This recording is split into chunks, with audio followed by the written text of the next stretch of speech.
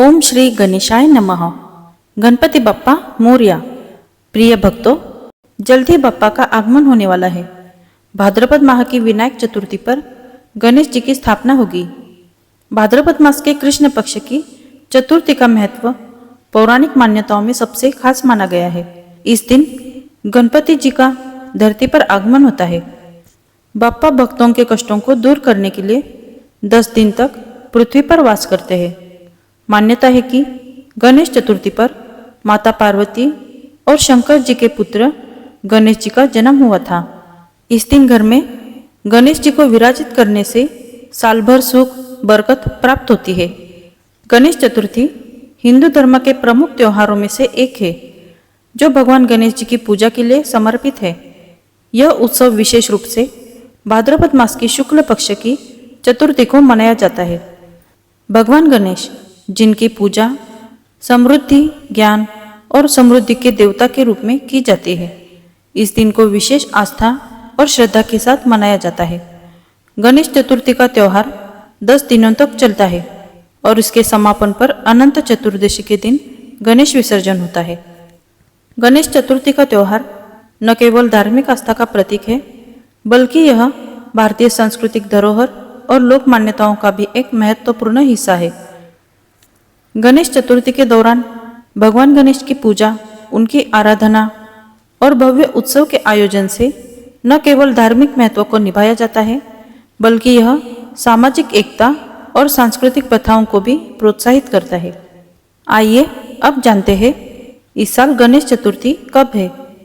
पंचांग के अनुसार भाद्रपद माह के शुक्ल पक्ष की चतुर्थी तिथि 6 सितंबर 2024 को दोपहर 3:01 से शुरू होकर 7 सितंबर को शाम 5:37 तक रहेगी। हिंदू धर्म में उदय तिथि से व्रत त्योहार मनाए जाते हैं। ऐसे में भादों की गणेश चतुर्थी 7 सितंबर 2024 को मनाई जाएगी। इस दिन शुभ मुहूर्त में गणपति जी की स्थापना करें और विनायक चतुर्थी का व्रत करें। गणेश चतुर्थी वाले दिन गणपति की स्थापना के लिए 2.5 घंटे का शुभ मुहूर्त बन रहा है। बप्पा की स्थापना 7 सितंबर को सुबह 11:10 से लेकर दोपहर 1:39 के बीच कर ले। आइए अब जानते हैं गणेश चतुर्थी व्रत कैसे किया जाता है।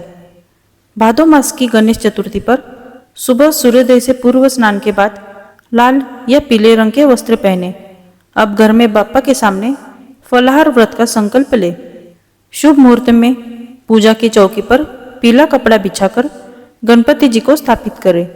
भगवान को गंगा जल से स्नान करवाए, सिंदूर चंदन का तिलक लगाए, पीले फूलों की माला अर्पित करें, मोदक का भोग लगाए, देसी घी का दीपक जलाए, गणेश जी के मंत्रों का जाप करें।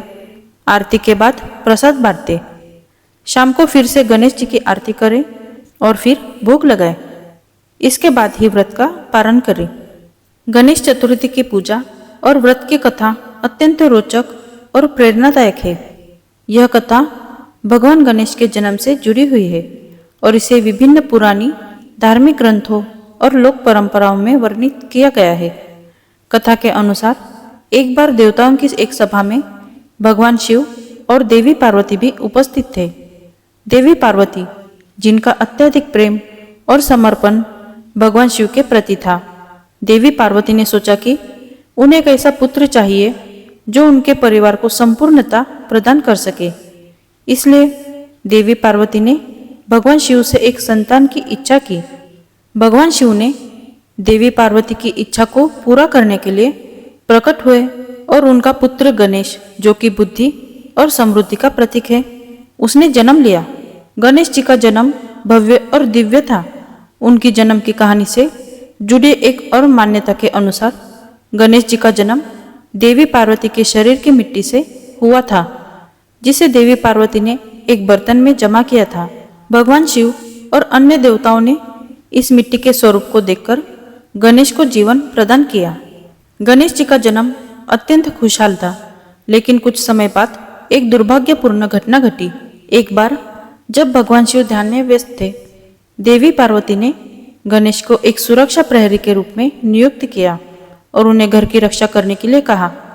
भगवान शिव घर लौटे, लेकिन गणेश जी ने उन्हें प्रवेश करने की अनुमति नहीं दी, क्योंकि गणेश ने भगवान शिव को पहचाना नहीं। भगवान शिव इस अपमान से नाराज हो गए और गणेश जी का सर काट दिया। इस घटना से देवी पार्वती बेहद दुखी हुई और भगवान शिव को इस स्थिति को सुधारने के लिए कहा। भगवान शिव ने गणेश जी को पुनर्जीवित करने का वादा किया और गणेश जी को एक हाथी के सिर का प्रदान किया। इसके साथ ही गणेश जी की 4 भुजाओं के साथ एक दिव्य स्वरूप प्रदान किया गया। भगवान गणेश जी ने अपनी पुनर्जन्म की स्थिति को स्वीकार किया और वे सभी देवी देवताओं के प्रमुख बन गए। गणेश जी ने अपने नए स्वरूप में समस्त बाधाओं को दूर करने और ज्ञान, समृद्धि और सुख शांति का प्रतीक बन गए। उन्होंने सभी देवताओं के बीच अपनी विशेष पहचान बनाई और हर किसी के दिल में अपनी जगह बनाई। गणेश चतुर्थी का त्यौहार आमतौर पर 10 दिनों तक मनाया जाता है। इस दौरान घरों और सार्वजनिक स्थलों पर गणेश की मूर्तियों की स्थापना की जाती है।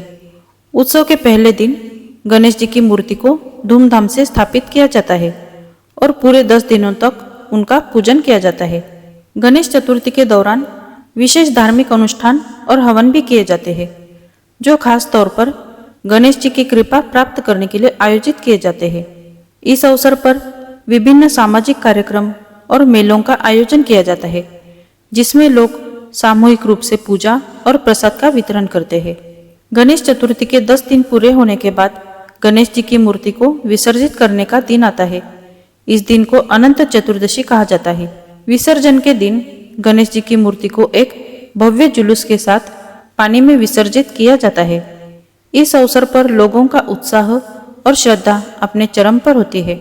विसर्जन के दिन गणेश जी को एक अंतर्मुखी विदाई दी जाती है, जिसमें भक्त गणेश जी से अगले वर्ष पुनः आने की प्रार्थना करते हैं। यह एक भावनात्मक और दिव्य अनुभव होता है, जिसमें लोग गणेश जी को विदाई देने के साथ साथ नए साल के लिए शुभकामनाएं भी व्यक्त करते हैं। गणेश चतुर्थी का त्यौहार भारत के विभिन्न हिस्सों में भिन्न भिन्न तरीकों से मनाया जाता है, लेकिन इसके मूल तत्व और आस्था सभी स्थानों पर समान रहती है। इस प्रकार गणेश चतुर्थी का उत्सव न केवल धार्मिक आस्था का प्रतीक है, बल्कि भारतीय समाज की सांस्कृतिक धरोहर और विविधता को भी दर्शाता है। गणेश चतुर्थी की पूजा और व्रत का यह त्यौहार हर साल नई ऊर्जा और श्रद्धा के साथ मनाया जाता है और यह हमें भगवान गणेश की कृपा और आशीर्वाद को अपने जीवन में प्राप्त करने की प्रेरणा देता है। दोस्तों, उम्मीद करती हूँ आज की वीडियो आपको ज़रूर पसंद आई होगी। अगर पसंद आई हो तो इस वीडियो को लाइक, शेयर और हमारे चैनल को सब्सक्राइब कीजिए। मिलते हैं अगली वीडियो में, तब तक धन्यवाद।